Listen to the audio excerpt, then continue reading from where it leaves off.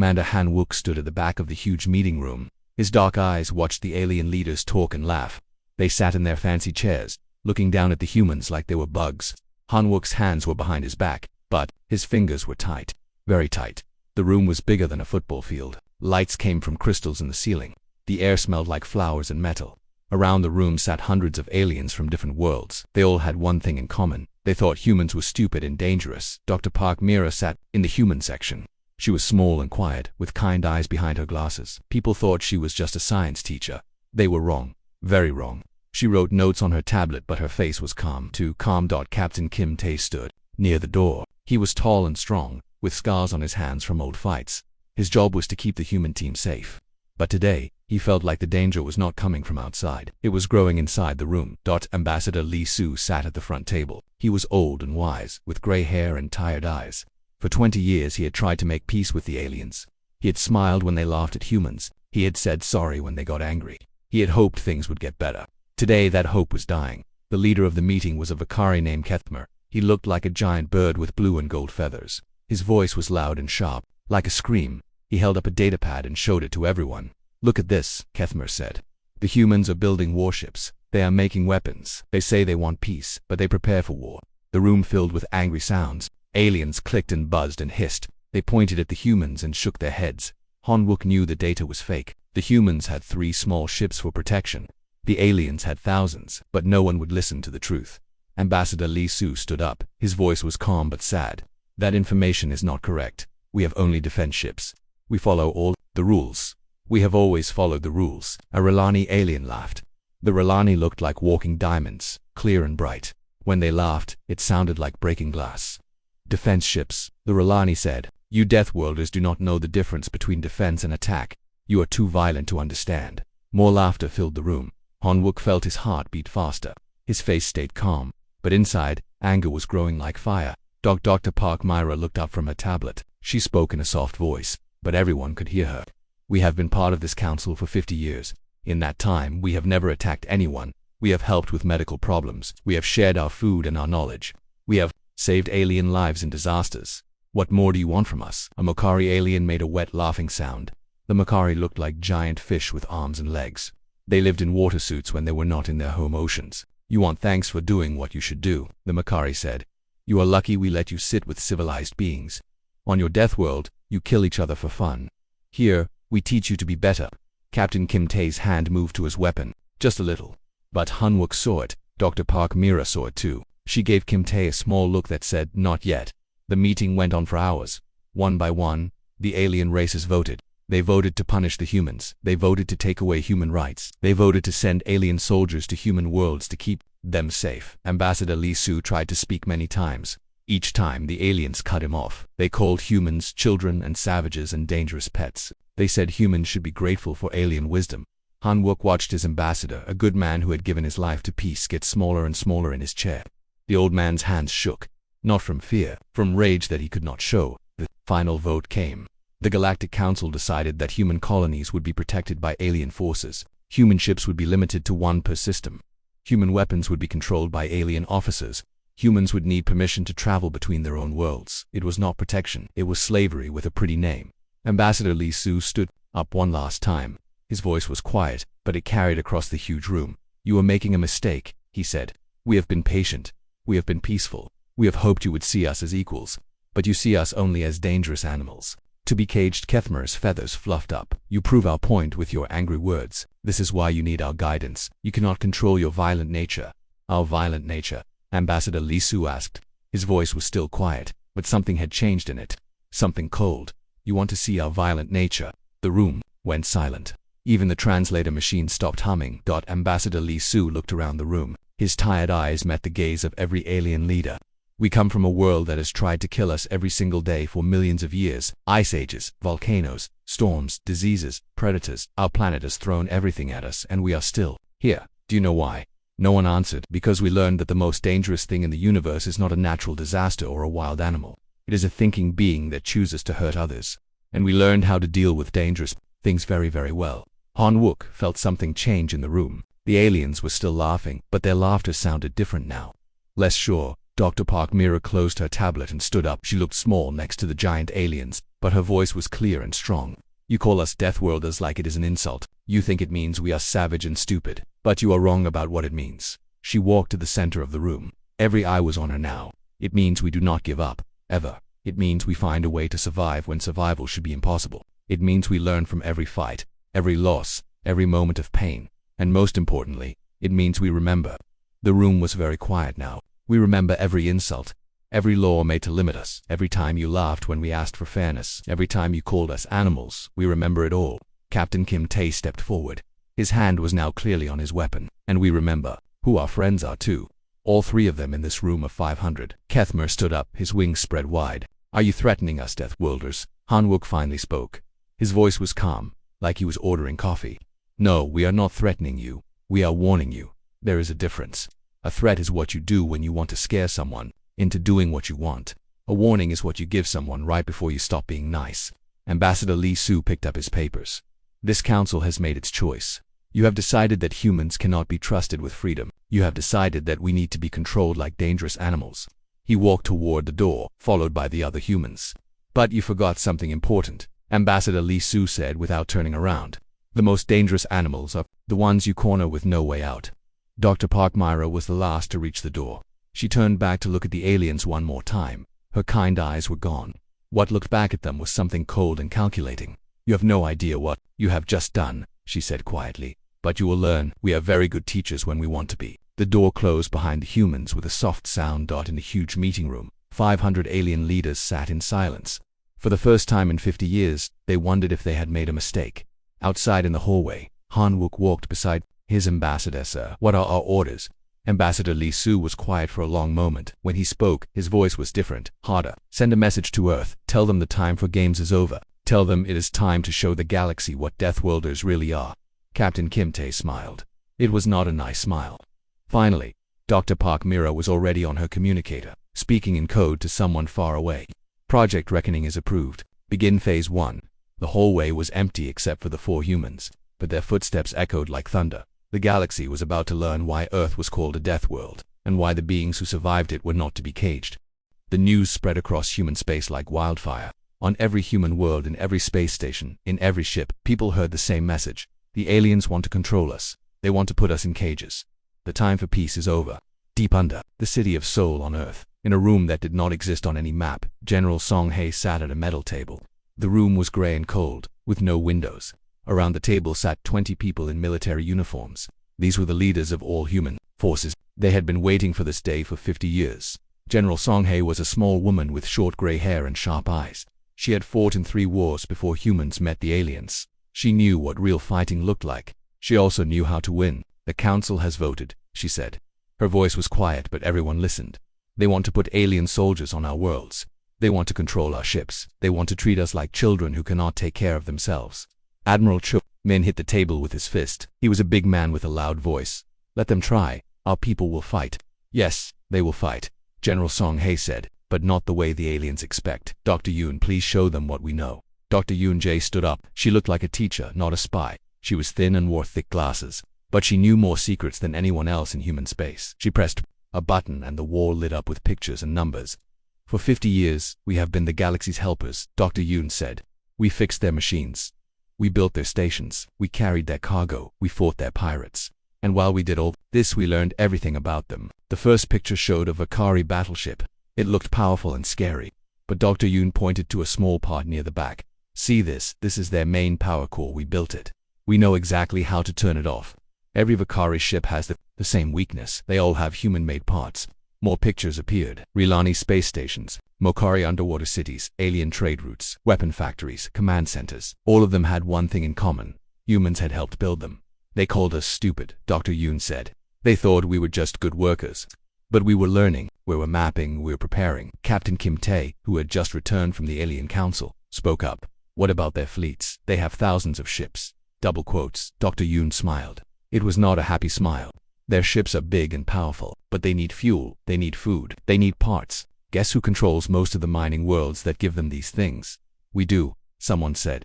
That's right. For 50 years we have been working on the dirty worlds they did not want. The hot worlds, the cold worlds, the worlds with dangerous, whether they called them death worlds and gave them to the death world as they thought they were punishing us. Admiral Chomin started to laugh. But we love dangerous worlds. We are good at them. Very good, Dr. Yoon agreed. We have been building things on those worlds, things the aliens do not know about. The wall showed new pictures. These were human ships, but they looked different. Bigger, faster, covered in weapons. There were hundreds of them. These are our ghost fleets, Admiral Chomin said, standing up, hidden in empty space, crewed by volunteers who have trained their whole lives for this war. Ships the aliens have never seen. General Song Hae nodded. Director Nam, tell us about the colonies. Director Nam Su was an old man with a calm face. He had been in charge of human colonies for 30 years. All civilian populations have been moved to safe locations. Our factories are now making weapons instead of trade goods. Our farms are stockpiling food. Our miners are preparing to cut off alien supply lines. What about the aliens living on human worlds? Someone asked. We have been taking care of them for 50 years, Director Nam said. Fed them, protected them, gave them good jobs. Most of them are good people who just want to live in peace. We will keep protecting them. This war is not against all aliens. It is against the ones who want to control us. Han Wook, who was now wearing the uniform of a strategic operations commander, walked to the front of the room. I have been working on our main plan. We call it Operation Terran Reckoning. The wall showed a map of the galaxy. Red dots marked alien military bases. Blue dots marked human positions. There were many more blue dots than anyone had expected. The aliens think we have 3 defensive ships, Han Wook said. They are wrong. We have 3,000 attack ships. They think we are spread out and weak. They are wrong. We are everywhere, and we are connected. He pressed another button. Lines appeared on the map, connecting the blue dots. They cut our communications, thinking it will make us helpless. But we have backup systems they do not know about. We can talk to each other across the galaxy in seconds. What about their reaction? Dr. Yoon asked. When we hit them, they will hit back. Han Wook's face became serious. They will try, but they have a problem. They have been soft for too long. They live easy lives on safe worlds. They have not fought a real war in centuries. They have forgotten what war actually means. General Song Hae stood up. We have not forgotten. We remember every lesson our dangerous world taught us. We remember that sometimes you have to fight to survive. The room was quiet. Everyone was thinking about what was coming. There is something else, Han Wook said. The aliens made one more mistake. They think we fight like them. Big fleets against big fleets. Fair fights with rules. But we do not fight fair, Admiral Chomin said. No, we do not. We fight to win. We use every advantage. We hit where they are weak. We disappear before they can hit back. We make them afraid to leave their safe places. Dr. Yoon brought up more pictures. These showed alien leaders, the same ones who had voted to control humanity. We know where they live. We know where they work. We know their schedules. We know their fears. While they were laughing at us, we were watching them. Are we going to kill them? Someone asked. General Song Hae shook her head. We are not murderers. We will capture their leaders and put them on trial. We will destroy their military power. We will free their people from bad governments. But we will not become the monsters they think we are. What if they do not surrender? Admiral Chomin asked. The room went quiet again. General Song Hae's voice was soft but cold. Then we will show them why Earth is called a death world. We will show them what happens when you corner a predator, with nothing left to lose. Han Wook activated the final part of the presentation. It showed Earth blue and white and beautiful, but also dangerous. Storms and volcanoes and ice. A world that had tried to kill humanity every day for millions of years. They call us Death World, as he said. They think it makes us weak and stupid. They do not understand that it makes us the most dangerous thing in the galaxy. Survivors who refuse to give up. The vote was quick and unanimous. Every hand went up. Operation Terran Reckoning is approved, General Song Hae said. Send the message to all human forces. The children of Earth are done playing games. It is time to remind the galaxy what we really are. As the meeting ended, people began to leave. But Han Wook stayed behind with General Song Hae. Are we doing the right thing? He asked. The general looked at the pictures of alien ships and weapons. Then she looked at pictures of human families being forced from their homes by alien soldiers. They had 50 years to treat us fairly, she said. They chose to treat us like animals. Now they get to see what happens when you poke a sleeping tiger across human space. The message went out in code. The storm is coming. Take your positions. Show no mercy to those who showed us none. The Death Worlders are going to war. In hidden bases and secret shipyards, in mining colonies and farming worlds, humans began to move. They had been preparing for this day their entire lives. The aliens had taught them to be patient. Now it was time to teach the aliens what happened when patience ran out. The attack began at exactly midnight, Earth time. Across 17 star systems, human forces moved like ghosts in the dark. The aliens had expected angry humans to charge at them with big ships and loud weapons. They were wrong. Commander Lim. Bo sat in the captain's chair of the stealth ship Silent Thunder. Around him, his crew worked quietly. They had trained for this moment their whole lives. The ship was invisible to alien sensors, human technology the aliens had never seen. Target in sight, his weapons officer whispered. Through the front window, Limbo could see the Vakari Empire's biggest military shipyard. It was huge, bigger than a city. Thousands of alien workers built warships there. It was supposed to be the safest place in Vakari space. Remember, Limbo said to his crew, we hit the military targets only. No workers, no civilians, we are not monsters. The Silent Thunder fired. But instead of big explosions, small devices attached themselves to the shipyard's power systems. Within seconds, every light went out. Every machine stopped working. Every weapon system died. All across the shipyard, human-built backup systems activated. Emergency lights came on. Life support kept working. Food and water kept flowing.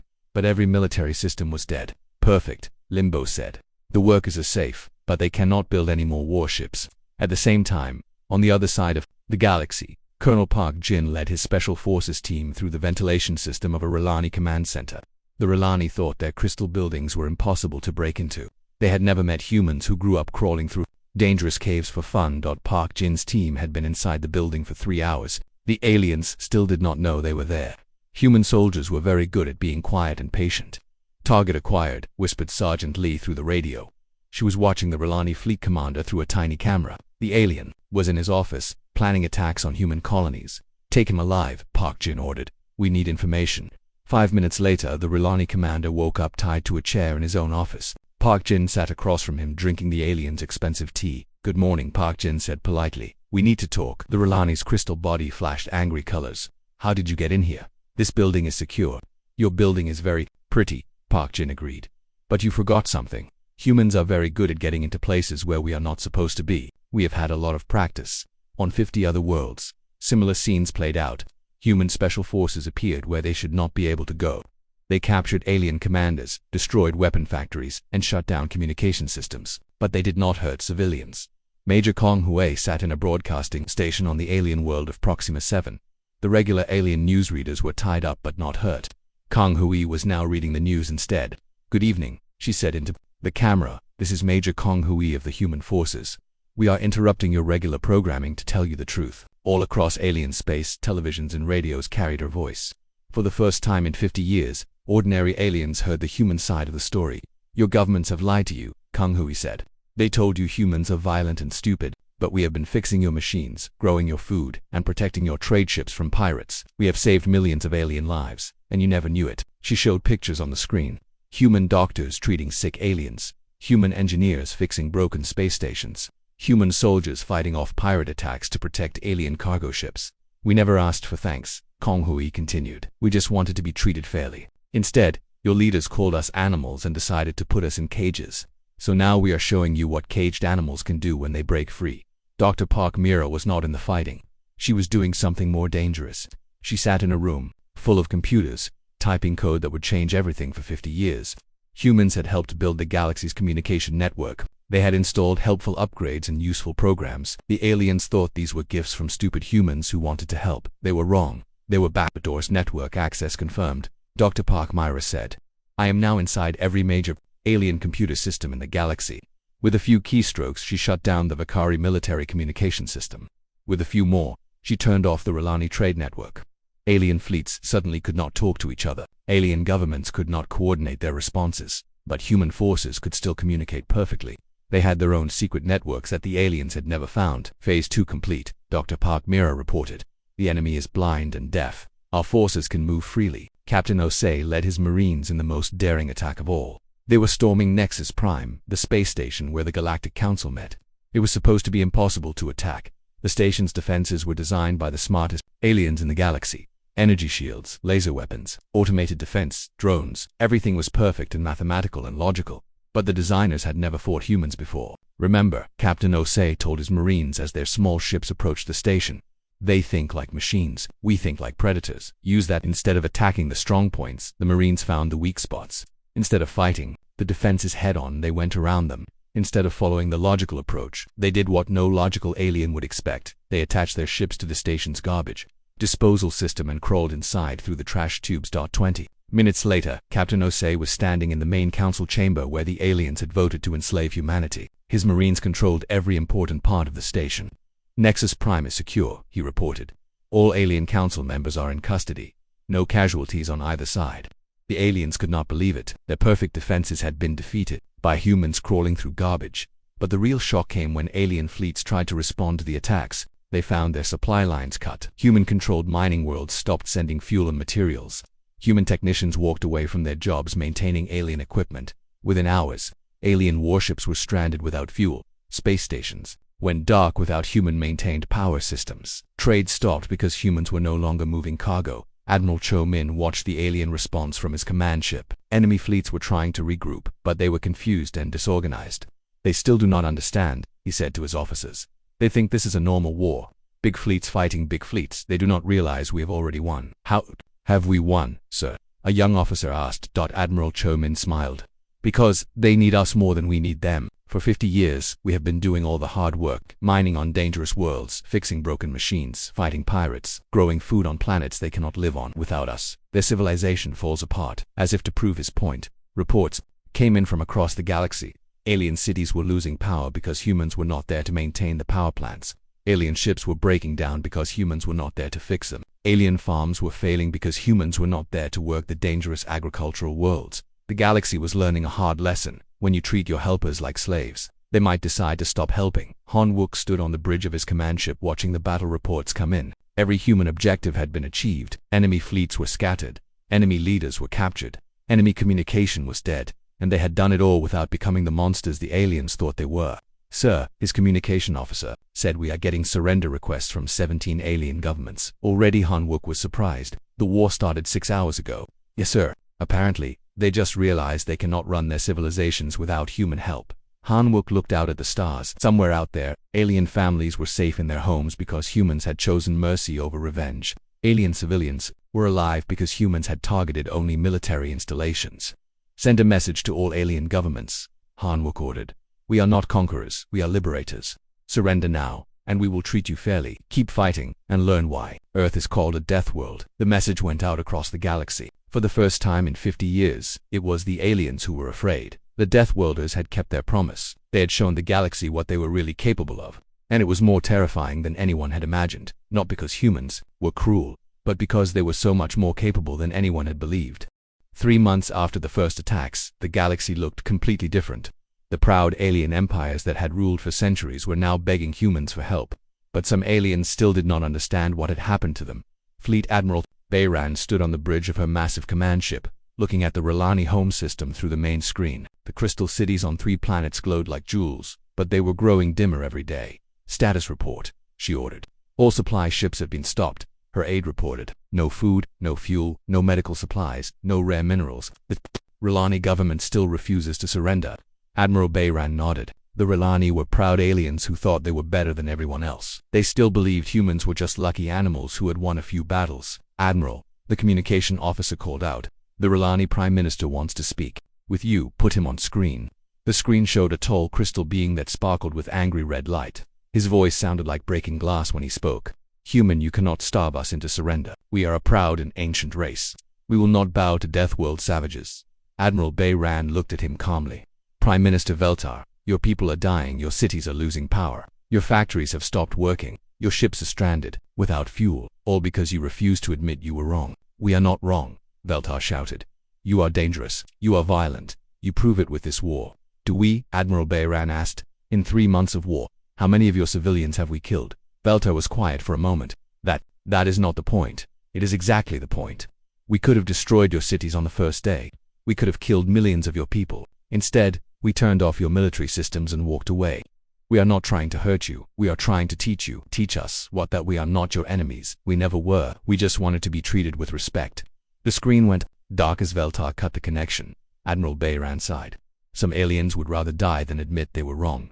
On the other side of the galaxy, General Shindal was dealing with a different problem. The Makari had tried to use biological weapons against human colonies.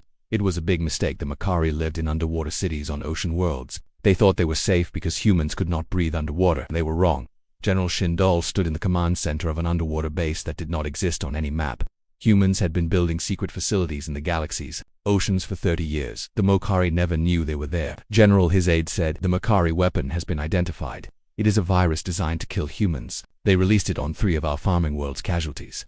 General Shindal asked. None. Our people were evacuated before the attack, but the intent was clear. They wanted to commit genocide. General Shindal's face became very cold.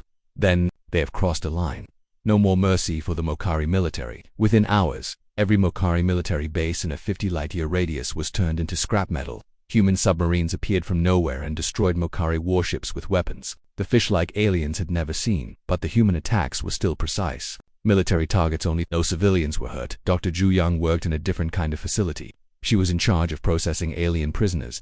Thousands of enemy soldiers and officers had been captured during the war. The aliens expected to be tortured or killed. Instead, they were treated better than they had ever treated human prisoners. I do not understand, said a captured Vakari admiral. Why are you feeding us? Why are you giving us medical care? We are your enemies. Dr. Ju Young looked up from her tablet. She was checking on the health of all the prisoners. Because that is what civilized people do. We do not torture prisoners. We do not starve them. We do not kill them for being on the wrong side. But we called you savages. We said you were not civilized. Yes, you did. And now you see who the real savages were. The Vakari admiral was quiet for a long time. Finally, he spoke again. We were wrong about you. Yes, you were. The question is, what are you going to do about it? Commander Rubin had a different job. She was visiting neutral alien governments, the ones that had not voted to enslave humanity but had not helped humans either. She sat in a meeting room on the world of Centauri Prime, across from the leaders of the Alteran Federation. The Alterans looked like tall, thin humans with blue skin and 4 arms. Commander Ru, the Alteran Prime speaker, said, "We have watched your war with great interest. We must admit, we are impressed and worried." Worried about what, Commander? Ru asked. About what you will do to us. We did not help you when you were being oppressed. We stayed neutral. We said it was not our problem. Commander Ru smiled. You stayed neutral. That means you did not vote to enslave us. You did not send ships to attack us. You did not try to hurt us. Why would we want to hurt you? Because we could have helped you and chose not to. That was your choice to make. Now you have a new choice. You can join the new galactic order we are building, or you can stay neutral. Either way is fine with us. The Prime Speaker looked surprised. You are not forcing us to choose sides. No, we are not conquerors. We are liberators. We want to build a galaxy where all species are treated fairly. If you want to be part of that, you are welcome. If not, we will leave you alone. And if we join you, then you will be treated as equals. Your people will have the same rights as ours. Your voice will be heard in our council. Your worlds will be protected. The Alteran leaders looked at each other. They had expected demands and threats. Instead, they were getting an offer of friendship. We accept, the Prime Speaker said. The Alteran Federation will join your new order. Commander Ru shook hands with him. Welcome to the Terran Alliance. Similar scenes played out across the galaxy. Most neutral species chose to join the humans. A few chose to stay neutral and were left alone, but the old empires that had oppressed humanity faced a choice: surrender or be destroyed. Hanwoo, now promoted to Supreme Strategic Commander, stood in the rebuilt council chambers of Nexus Prime. The room looked the same, but everything was different. Instead of aliens looking down on humans, representatives from dozens of species sat together as equals. The Vakari Empire has formally surrendered, he announced. Their military has been disbanded. Their government has been replaced with a democratic system. Their people are free to choose their own leaders. Applause filled the room. But Han Wook held up his hand for silence. The Rulani Collective is still refusing to surrender. Their people are suffering, but their leaders are too proud to admit they were wrong. We have a choice to make. The room was quiet. Everyone knew what he was talking about. We can continue the blockade until they surrender, but their people will suffer. Or we can end this quickly with a show of force that will convince them resistance is hopeless. An alien representative stood up. It was the Alteran Prime Speaker. Commander Han, what do you recommend? Han Wook looked around the room. I recommend we show them exactly what Deathworlders are capable of when they stop being patient. The vote was unanimous 3 days later. The Rulani government watched in horror as a human fleet appeared above their capital world, but instead of attacking, the ships did something impossible. They changed the orbit of the planet's moon using gravity manipulators and massive engines. The human fleet moved the moon to a new position. It was a demonstration of power that no one in the galaxy had ever seen before. The message was clear. If humans could move moons, they could do anything. The Rulani surrendered within hours as the last of the old empires fell. Han Wook received a message from Earth. It was from General Song Hei. Well done, Commander. Phase 1 is complete. The galaxy is ready for Phase 2. Han Wook smiled. Phase 1 had been about winning the war. Phase 2 would be about winning the peace. The Death had shown the galaxy their strength. Now it was time to show them their wisdom. 1 year later, the galaxy was completely different. The old Galactic Council was gone, replaced by something new and better. On the space station above Earth's moon, President Kim Do stood before representatives from 200 worlds. President, Kim Do was a small woman with kind eyes and a gentle voice. But everyone in the galaxy knew she was also the human who had designed the strategy that defeated the old empires. She spoke softly, but her words carried the weight of worlds. "Today, we signed the founding charter of the Terran Alliance," she said, "not because we conquered you, but because we chose to build something better together." The Great Hall was filled with beings from across the galaxy. Humans sat next to former enemies. Aliens who had once called humans savages now worked with them as equals. Children from different worlds played together in the viewing galleries. Secretary General Yang Jun read the new charter aloud. He was a tall man with gray hair who had spent his life studying different cultures. His job was to help all the different species work together. "The Terran Alliance stands for 3 principles," he announced. "First, all thinking beings have equal rights, regardless of what world they come from. Second, no species may claim to be better than another. Third, differences in culture and biology are strengths, not weaknesses." In the audience, former enemies nodded their agreement. The Vakari representative, a young female named Kirhan, stood up. "The Vakari people wish to apologize," she said. "We were wrong about humans. We were wrong about ourselves. We promise to do better." Similar apologies came from representatives of other former enemy species. But President Kim Do raised her hand gently. "We are not here to talk about the past," she said. "We are here to build the future, a future where no species has to fight for the right to be treated fairly." Marshal Choi once sat in the military section of the hall. She was now the supreme commander of the Alliance Defense Force. The ADF was different from any military force the galaxy had ever seen. Humans and aliens served together, learning from each other. "The old way was for each species to have its own military," Marshal Choi said when she spoke to the assembly. "This led to wars and fear. The new way is for all of us to work together to protect everyone." She gestured to the officers sitting behind her. There were humans, Vakari, Alterans, and even some Rilani and Mokari who had joined the alliance. "When we work together, we are stronger than any of us could be alone," she continued. "Human tactics with Vakari technology, Rilani precision with human determination, Mokari underwater expertise with Alteran diplomatic skills. Together, we can protect the galaxy from any threat." In the back of the hall, Ambassador Han Wook smiled. He was now the Alliance's chief negotiator, responsible for bringing new species into the Alliance. It was very different from his old job as a military commander, but he was good at it. Next to him sat Dr. Park Mira, now the Director of Scientific Cooperation. She had helped design programs where different species shared their knowledge. The galaxy was advancing faster than ever before. The old empires kept knowledge secret. Dr. Park Mira had told the assembly earlier. They thought information was power to be hoarded. "We believe knowledge is power to be shared. When we all know more, we all benefit." The results were already showing. New medicines developed by mixing human and alien knowledge were saving lives across the galaxy. New technologies created by combining different approaches were solving problems that had existed for centuries. President Kim Do looked out at the assembly. Representatives from worlds that had never been allowed to speak in the old council now had voices in the new one. Species that had been ignored or oppressed were now full members with equal rights. "Some of you may wonder why we called this the Terran Alliance," she said. "Some may think it means humans are in charge. But Terra is not just the name of our world. In the old human language of Latin, it means earth or ground. It means the foundation on which we build." She gestured to the representatives around her. "Each of your worlds is also Terra. Each of your cultures is part of our foundation. We are not the Terran Alliance because humans lead it. We are the Terran Alliance because we are all grounded in the same principles: equality, respect, and cooperation." The applause was long and loud. But the real test of the new alliance was not in the Great Hall. It was in the daily lives of ordinary beings across the galaxy. On the farming world of New Harvest, human and Makari families worked together to grow food that could feed both species. The humans had taught the aquatic Mokari how to work on dry land. The Mokari had taught the humans new ways to manage water and nutrients. 8-year-old Park Sujin played with her best friend, a young Mokari named Blue Wa. They did not care that one was human and one was alien. They were just friends who liked to build things together in the mud. In the mining world of deep rock, Vakari and human miners worked side by side in conditions that would have killed most other species. The Vakari's sharp eyes could spot dangerous cracks in the rock. The humans' strong bodies could work in the heavy gravity. Together, they were the best mining team in the galaxy. Kirhan, the Vakari representative who had apologized to the assembly, now managed the mining operations. She had learned that humans were not savage at all. They were just very good at surviving in dangerous places. "I used to think humans were violent," she told her assistant, a human woman named Lee Nari. "Now I understand. You are not violent. You are determined. When something needs to be done, you find a way to do it." Lee Nari smiled. "And we learned that Vakari are not arrogant.